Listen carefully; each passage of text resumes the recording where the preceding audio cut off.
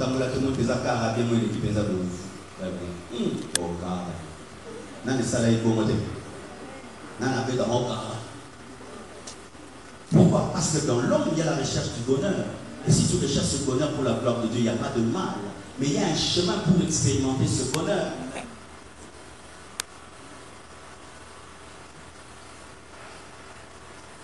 Et aussi, nous pensons que quand le réveil est fort, on ne parle pas d'argent, on parle que des dons spirituels. Réunion de réveil veut dire réunion des tombées, des guérisons et des miracles. Mais la Bible nous révèle que quand il y avait le réveil, les gens vivaient des miracles. Ils persévéraient dans les enseignements, ils persévéraient dans la crainte de Dieu, mais aussi ils commençaient à vendre leurs parcelles et les amener. C'était aussi ça le réveil. Mais lorsque nous étudions souvent les réveils, on parle que des enseignements, la communion fraternelle, on parle des dons spirituels et des miracles. Mais dans l'église primitive, il y avait aussi une autre caractéristique. Il y avait la libéralité. Les gens vendaient tout et les amenaient au pied des apôtres pour que personne ne soit dans le besoin et il n'y avait pas de pauvres au milieu d'eux. Dites Amen. La caractéristique d'un réveil, ce n'est pas seulement les dons spirituels, ce ne sont pas seulement les miracles et les prodiges. La caractéristique d'un réveil, c'est aussi la libéralité, la capacité d'offrir à Dieu des choses qui nous font mal. C'est aussi une dimension du réveil. Le réveil, ce n'est pas seulement les charismes, les prodiges, non. La Bible, dans le réveil, faisait des parenthèses parlant des offrandes que donnaient les disciples. Et même, on parle même d'Ananias qui est mort parce qu'il avait donné une offrande avec un mensonge. Dites Amen. Le réveil, ce n'est pas seulement la crainte de Dieu. Le réveil, ce n'est pas seulement persévérer dans les enseignements, les charismes, les dons spirituels. Le réveil, c'est aussi apprendre à offrir à Dieu les choses qui nous font mal. Dites Amen.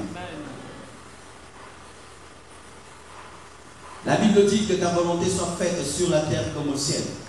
Est-ce qu'au ciel il y a des pauvres? Est-ce qu'au ciel il y a des malades? Quand Jésus est venu sur la terre, il chassait la maladie parce qu'il était venu sur terre afin de manifester la volonté qui était au ciel.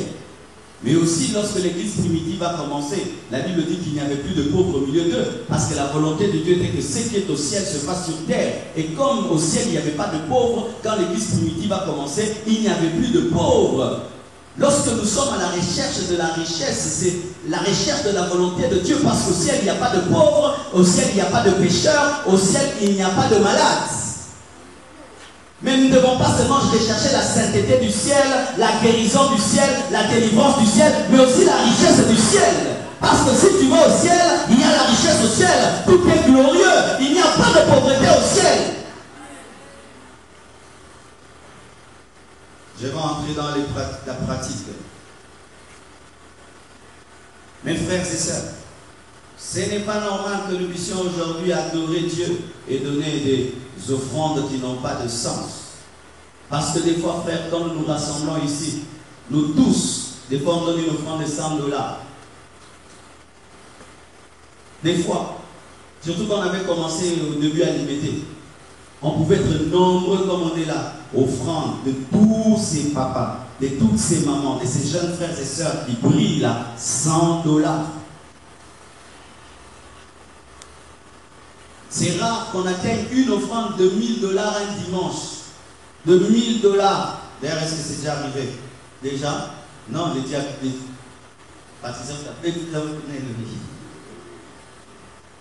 Maximum, c'est combien? Quand on atteint nos offrandes? $500. Donc ça, c'est les records. Pour nous tous ici. Quand nous apportons nos offrandes de dimanche, $500. Mais dans les $500, il y a aussi des dépenses. Pourquoi? Parce que nous pensons qu'adorer Dieu, c'est danser, c'est chanter et rentrer avec notre argent à la maison. J'ai vu dans un culte, on a donné les offrandes, on a dit, il y a les CD de Makoma qui se vendent là. Les gens ont tout acheté, donc ils avaient l'argent sans rentrer avec.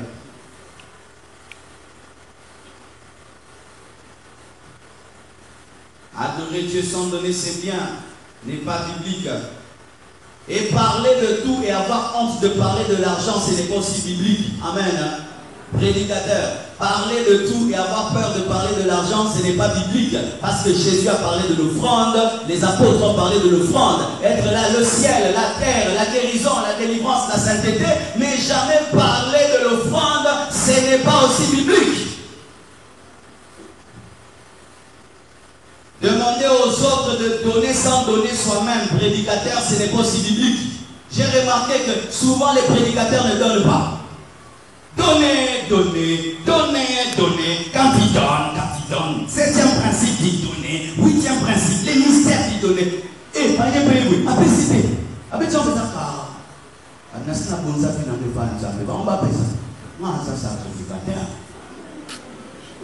Prédicateur, tu dois donner.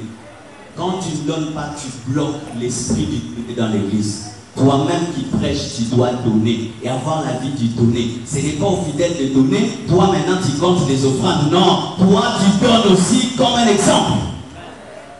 Ce n'est pas normal protocolaire que tu tiennes les paniers des offrandes. Toi-même tu ne mets rien dedans, protocolaire. Les protocolaires c'est terrible. C'est comme s'ils sont devenus seulement comme des tabourets. Parce que les tabourets, quand ils tiennent les paniers, ils ne donnent rien. Et aussi, ce sont devenus des tabourets vivants. C'est-à-dire, ils tiennent seulement. Pour faire ça. Et moi, je peux dire, on peut ça. Mais pourquoi on a laissé occuper? Ah, déco. Si on a dit qu'on va gauche, si on a mis au mot. C'est rare que les protocolaires donnent les offrandes. C'est rare, c'est rare. C'est rare que les intercesseurs donnent l'offrande. Là, c'est la permanence. Un offrande, là, c'est déjà la permanence. Moi, quand on chasse des démons, on a quitté, tous autres cassés, tous chassés. Quand on ressemble, là, il y a un repère, ça se ressemble, là, ça va au matin. Dans ce cas, derrière maintenant le service qu'on rend à Dieu pour ne pas donner les offrandes. Moi, je les ai déjà exhortés. Moi, j'ai tenu le panier. Moi, j'ai intercédé. Intercède et donne. Tiens le panier et donne. Et d'autres choristes aussi qui ne donnent pas. Un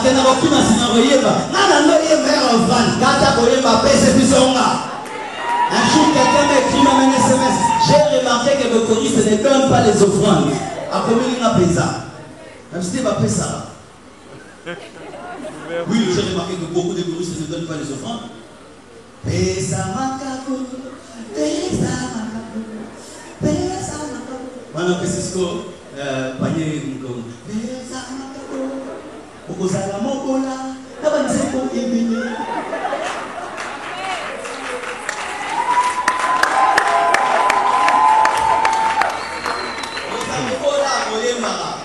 Ozamokola moyembela baninga, yoso yembela baninga. Ils ont quand sa papa mon bazana nini na Alemba, celui qui reçoit les mariés. J'étais là au mariage de Mala. Oh, faut voir comment il reçoit. Là maintenant c'est les maladies qui se marient à madame, ceci. S'il n'est pas marié, ben, on se marie, on te laisse là. Et c'est beaucoup de gens aussi qui servent à l'église. Vous êtes là pour accompagner la bénédiction de l'autre, de chanter pendant que l'autre est béni, de tenir le panier pendant que l'autre est béni, de prêcher pendant que l'autre est béni, d'être protocolaire pendant que l'autre est béni. Et après des années, vous n'êtes rien. Mais tu dis, j'ai jeûné, j'ai prié, j'ai intercédé. Oui, mais il y a aussi la dimension de l'offrande. Dites Amen. Dans une église, les gens qui doivent donner le plus, ce sont les collaborateurs du pasteur. Amen. Qui doivent être fidèles dans leurs dîmes et dans leurs offrandes. Tu es collaborateur du pasteur, tu ne payes pas ta dîme, tu ne payes pas tu ne donnes pas ton offrande. Et tu dis que tu es collaborateur, tu n'es pas mon collaborateur. Tu n'es pas mon collaborateur. En quoi tu es mon collaborateur? Si tu ne peux pas investir ton argent dans la vision que tu soutiens, non, c'est du mensonge. Il y a dans des églises où jamais tu ne peux être collaborateur d'un pasteur si tu ne payes pas régulièrement ta dîme. Pourquoi? Parce que c'est impossible de dire que nous travaillons ensemble, mais si dans le domaine de l'argent, vous ne savez pas prendre votre argent alors que les fidèles le font, mais vous ne le faites pas. Maintenant, vous leur prêchez quoi? D'aimer Dieu, d'aimer l'Église, mais vous-même, est-ce que vous le faites? Dites Amen.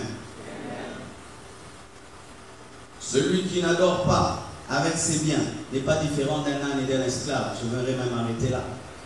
Lorsque c'était la dimension de marcher ensemble et de causer sur la route, Abraham était avec ses serviteurs et il était avec les ânes. Mais quand c'était la dimension d'adorer, d'offrir, il leur dit, vous restez là avec l'âne, moi je vais avec le jeune homme pour adorer. L'esclave n'a pas adoré, l'âne n'a pas adoré. Et souvent à l'église, on écoute la parole de Dieu ensemble. C'est comme Abraham qui marche avec le serviteur et qui marche avec l'âne. Mais quand il faut maintenant offrir à Dieu, il y a des gens qui n'offrent jamais. Mais on écoute la parole de Dieu ensemble, on danse ensemble, on chante ensemble, on prie ensemble. Mais quand c'est l'heure maintenant de donner, il y a des gens qui restent au bas de la montagne et d'autres qui montent. Je termine disant ceci, mes frères et sœurs. Il y a 2 secrets dans la vie pour être riche. 1, il faut travailler. Il faut travailler. C'est ton travail qui te donne l'offrande. Tu peux désirer donner des riches offrandes, mais si tu ne travailles pas, où est-ce que tu les auras? Où est-ce que tu auras? Tu auras des fois l'offrande quand quelqu'un te donne, quand quelqu'un te donne pas, tu n'as pas l'offrande. Mais quelqu'un qui soutient régulièrement l'œuvre de Dieu, c'est quelqu'un qui travaille. C'est pourquoi, mes frères et sœurs, je vous demande de travailler. Dans cette église, il n'y a que moi qui suis à plein temps. Mais malgré que je suis à plein temps, j'ai un restaurant. J'ai 2 travailleurs là-bas. Et je suis à plein temps, mais j'ai quand même un restaurant qui peut me permettre de subvenir à mes besoins et de ne pas mourir de faim. Que l'église existe ou pas. Mes frères et sœurs, vous devez travailler. Dis à ton voisin, tu dois travailler. Ces choses-là, tu fais quoi dans la vie? Je suis intercesseur dans l'église, c'est faux. Tu fais quoi dans la vie? Je suis choriste, c'est faux. Tu travailles et puis tu es choriste. Tu travailles et puis tu es intercesseur. Tu travailles et puis tu es modérateur. Tu travailles et puis tu es interprète. Tu travailles et puis tu es prédicateur. Tu travailles et puis tu es intercesseur, tu es ceci. Mais si ton seul travail dans la vie, je suis intercesseur, et moi je modère, moi j'interprète, moi je prêche, et moi je suis à la chorale, tu seras pauvre. Tu seras pauvre. Je vous l'assure, mes frères et sœurs. J'ai entendu quelqu'un faire une déclaration dans une église, il dit Moussale Koluga Lususu, Yo Koluga Sumsalate, Moussale Koluga Yo. Bateau Bakangi Amen. Ah bon? Ça veut dire que Tigo Goye Babino, hein? Nabia qui va voyer au niveau standard, hein? C'est-à-dire que Yo Koluga Babino là, Namsala Koluga, Nan Koluga Moté. C'est ça, il y a des frères comme ça à l'église. Ils ne cherchent pas le travail. Et Koluga. Pendant que Jésus est comme un bandal, tout ça est intercédé dans la bandal. Pour être dans le monde. Oh, pasteur, on a dit que ça n'a pas combien de fois? Ok, 4, 2 fois, 3 fois, au sud de Salaté, on a Salaté. Tu mens. Nous sommes dans un pays qui n'offre pas beaucoup d'emplois. Donc ce sont les plus acharnés qui reçoivent ce travail. Ce sont les plus acharnés qui reçoivent ce travail. Ce n'est pas quelqu'un qui va 1 fois, 2 fois, il n'a pas le travail, et puis il dit, oh là, Dieu ne veut pas que je travaille. Non, c'est de la paresse. C'est de la paresse. Frère, soeur, tu veux parler la langue et tu es pauvre. Tu chantes et tu es pauvre. Pourquoi? Parce que tu refuses de travailler. Qu'est-ce que tu fais dans la vie pour te nourrir? Qu'est-ce que tu fais dans la vie pour t'habiller? Qu'est-ce que tu fais dans la vie pour subvenir à tes besoins? Qu'est-ce que tu fais concrètement dans la vie? Tu dors, tu te réveilles, tu dors, tu te réveilles et tu penses un jour que tu seras riche. Et tu attends que les gens qui travaillent, eux, maintenant puissent t'aider. Et dans une église, on ne travaille jamais à plein temps. Si celui qui est leader ne te dit pas de travailler à plein temps, tu auras des fausses espérances. Si moi qui suis ton leader, je ne t'ai jamais dit, mon frère, abandonne tout, viens travailler avec moi à plein temps. Si je ne l'ai jamais dit, il ne faut jamais servir avec un leader à plein temps s'il n'a jamais dit soit à plein temps.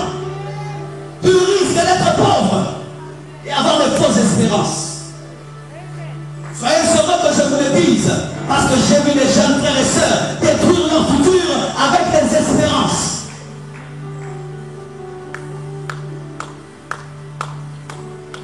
Satan veut que nous soyons des églises des pauvres, mais des gens qui prient beaucoup. Mais quand on est face à un grand problème, on veut faire une action au stade de martyr, on n'a que des prières à faire. Lorsqu'on a un problème, on veut construire, on n'a que des prières à faire. Lorsqu'on a des grands problèmes, on n'a que des prières à faire. Et pendant que nous le faisons, les branhamistes travaillent. La plupart des pharmacies sont des branhamistes. Beaucoup même de boutiques d'habillement sont les boutiques d'habillement des branhamistes, si vous ne le savez pas. Ils ont des révélations des Écritures terribles, hein? Terribles. Mais ils font des boutiques d'habillement. Ils font des pharmacies. Et nous nous prions. Nous nous gênons. Et après c'est fini. Mon frère, demain tu vas faire quoi? Lundi. Lundi, tu vas faire quoi? Si tu ne travailles pas, tu étudies. Si tu ne travailles pas, tu étudies. Tu te prépares à travailler. Soit tu étudies, soit tu travailles. Et si tu n'as pas les moyens d'étudier, tu te bats pour trouver ces moyens d'étudier. Ou tu fais même des petites formations pour te préparer un jour à être quelqu'un, à être un homme, à être une femme. Et tu ne peux pas être là, tu ne suis aucune formation, tu ne travailles pas, tu n'étudies pas, donc tu fais rien. À moins que tu traverses des moments difficiles. Mais même si tu travailles des moments difficiles, tu peux même aller chez quelqu'un pendant un temps, tu travailles, tu te donnes même $50. Pour moi, ça $50, mais yomoko. Il y a yomoko. Il sont le lieu de l'équipe. Maman a dit ça, mais ça, c'est domestique. Domestique, on va gagner $100. Il y a $100 à la fin du mois. Naza gardien, Nasa Dilamana, Bamana Mulungana, mais il y a $200. Il y a $200. J'étais à Pointe-Noire, j'ai vu une fille qui vendait les oranges en français. Elle vendait les oranges en français. En français. Avec des lunettes des médecins. Mais en français. Ah ben les oranges là, c'est autant de 1000 francs. Bon, en français. Alors comme non, non, non, français. Bon, en français au départ. Ça humble, hein. Encore même tout le monde humble. Elle trouve que c'est normal. Voilà ça qui nous bat. Voilà décalé orange naé, malala naé, azuaka. $50 à la fin du mois, sur moi, ma puta, grâce à la Kimumba. Les soeurs qui refusent de travailler, la Chine a 50 000 francs. N'a pas par organiser là-haut. Ah bah, démon. Oh, dites amen,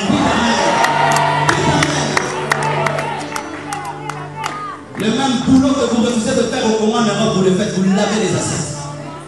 Vous travaillez comme des serveurs dans les restaurants. Le même boulot que vous refusez ici, vous le faites là-bas. Donc ça c'est un problème d'orgueil.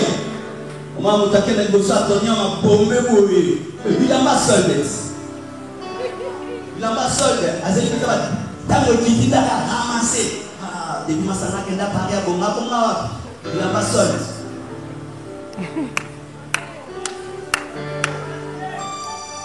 Vous savez pourquoi l'Occident est développé? Parce qu'en Occident, déjà quand tu arrives à l'âge de 18 ans, tes parents commencent à te mettre la pression. Tu as grandi, tu dois être chez toi. Tu manges trop ma nourriture. Mais nous, jusqu'à l'âge de 30 ans, moi, je à 30 ans. Moi, je connais des gens qui ont tapé par nous, déjà pas porte. Oui. Une fille, elle a 25 ans. J'ai 5 ans, une petite fille. Ma mère m'avait eu à l'âge de 19 ans. Quand tu as 25 ans, tu es une petite fille. Kobala Oboyi, Kosala Pe Oboyi, Skolini. Kobala c'est Oboyi, Kosala Pe Oboyi, Kobala Pe Oboyi, Kosala Pe Oboyi. Moi, tu es besoin de mourir, va vouloir à Babara. Pas que vous va continuer, pas que vous va continuer. Ma part des choses. La moquette la carne à ton bonheur. Maintenant, quand l'église est constituée de telles personnes, il y aura quel genre d'offrande? Quel genre d'offrande? Des offrandes de pauvreté. Des gens qui pensent que le succès tombera du ciel comme ça. Je m'en oublie. Non, comment ils ont plan, ils ont stratégie. Na bandi awa, na komi awa, et puis na sali boye, tina kokoma boye. Nous voici pas bon mara, on a mucho komi.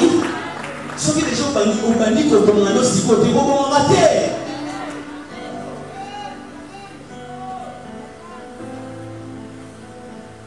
Bref, la vie chrétienne peut devenir une distraction pour toi.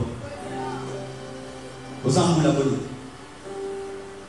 Tu as quel âge dans ton cœur? Réponds à toi-même. Jésus, à l'âge de 33 ans, avait impacté les mondes d'enseignants. À l'âge de 33 ans, impacte le monde entier. Donc Jésus, à 30 ans, impacte.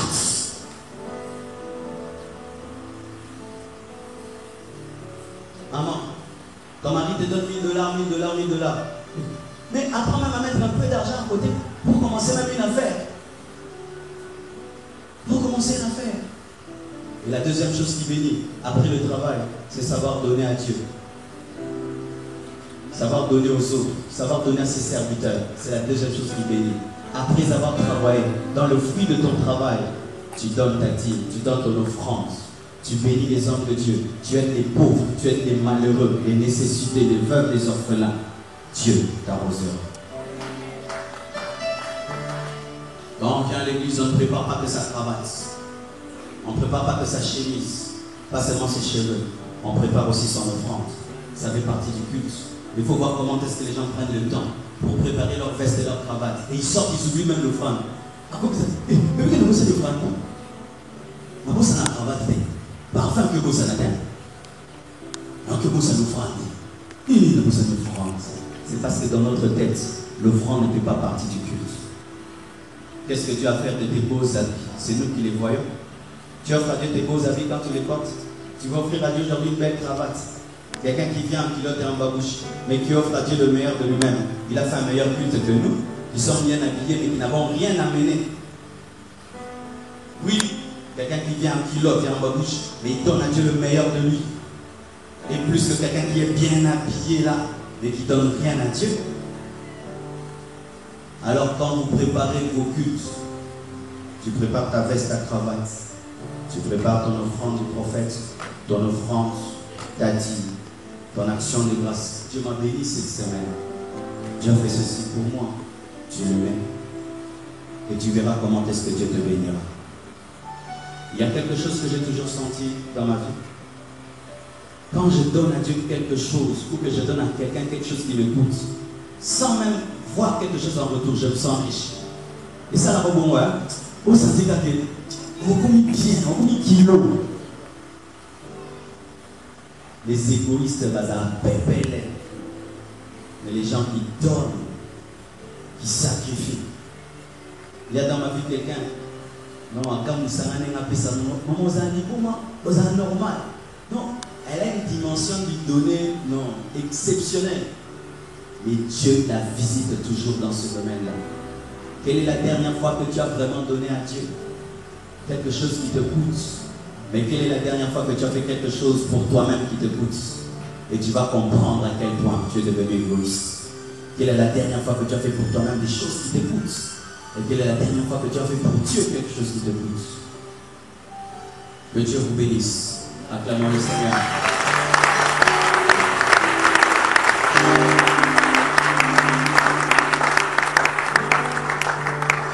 Amen. Ce matin, nous allons donner à Dieu. Le reste des services, les anciens vont les faire. Je vais faire un service et puis je vais